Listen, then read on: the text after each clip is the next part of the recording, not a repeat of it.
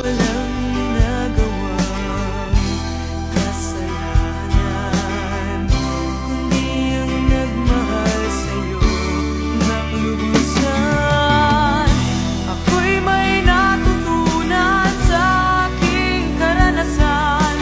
Mali ang magmahal agad ng lubusan.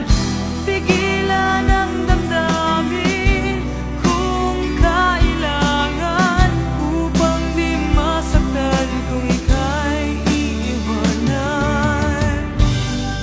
Kasalanan bang mahalin ka ng lubusan, upang ako'y iyong iwanan? Bakit kung sino pa ang totohanan ay siya pa nililisan? Kasalanan